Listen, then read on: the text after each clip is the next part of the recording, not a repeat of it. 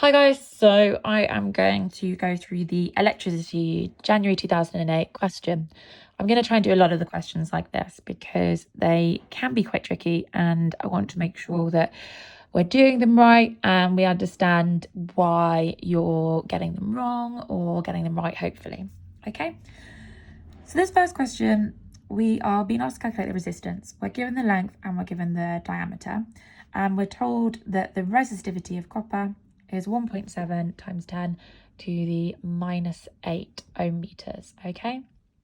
So for this question, I'm going to use the equation R equals rho L over A. A lot of these variables I can just submit in because I have them. So for example, the resistivity is 1.7 times 10 to the minus 8. The length is 15, and the area is going to be pi d, which is 0.12 times 10 to the minus 3. I have to divide that by 2 because I want the r, not d, and then I square it. So pi r squared obviously will give me my cross-sectional area. Once I pop that into my calculator, I get 22.5 ohms. Okay. Using your answer to A part 1, find the combined resistance of the 7-strand wire, treating the strands as resistances in parallel. So for that one, basically what you're doing is you're saying, okay, 1 over R total is going to be the net of 1 over resistance is 1 to resistance 7. All right. So 1 over RT is essentially going to be equal to 7 on the top, because there will be 7 lots of this, over the bottom, which we've just worked out to be 22.5. Then I'm going to flip these. So I'm going to bring the R total over here, and I'm going to bring the 7 over 22.5 over here, and I'm going to get 1 over 7 over 22.5 equals R total. Then I can do my little bit of maths where I flip these, and I get that R total equals 22.5 over 7, which is around 3.2, 22.5 over 7, which is 3.28. Right?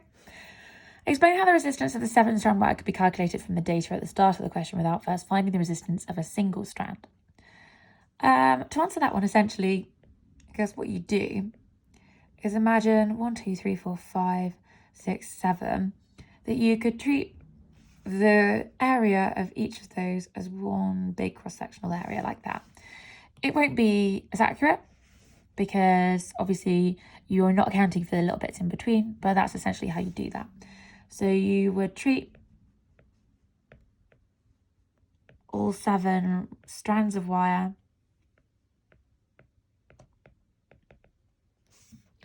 as one and do 7 times the cross-sectional area. And that will give you a pretty accurate estimate. Okay. Showing clear steps that P over L, the power dissipated per unit length of wire, is given by P over L equals PI squared over A, in which PI and A have their usual meanings. Okay. So for this one, the first thing I'm going to do is I'm going to say power equals I squared R. So for this kind of question, it's imperative that you know your equations relating to power, and not just PIV, but also power equals I squared R. Now that I know that, I can sub in, get a different colour going, R equals rho L over A. So I can literally pop that in the equation. So if that's stage 1, then stage 2 is power equals I squared times rho L over A. And you can see now, hopefully, we're nearly there, because actually all I need to do now is bring the L over here, and I've got what I need. So for step 3, I bring the L over, and I get P over L equals rho I squared over A, as required. X and Y are wires made of the same material. X has a diameter D and carries current I. Y has diameter 2D and carries current 2I.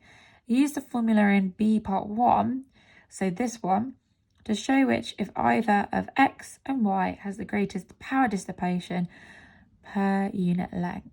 Okay, so we're looking at power dissipation per unit length, which is going to be P over L. So if we look at it for x first, power over length, I'll put it in brackets to show it's for x, is going to equal rho. So the current is just normal, so I squared, over A, which will be pi normal D over 2 squared. Okay, so that's the standard one. And then the power to length ratio for Y, we have some different values we need to sub in. So rho's the same. I is now 2I.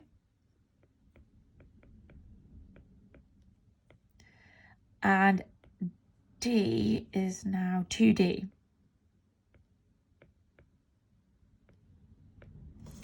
So essentially what you've got there are two things that will cancel.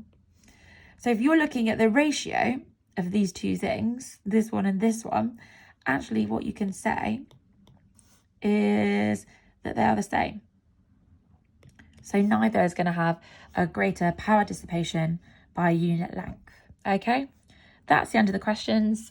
Let me know if none of that makes any sense to you.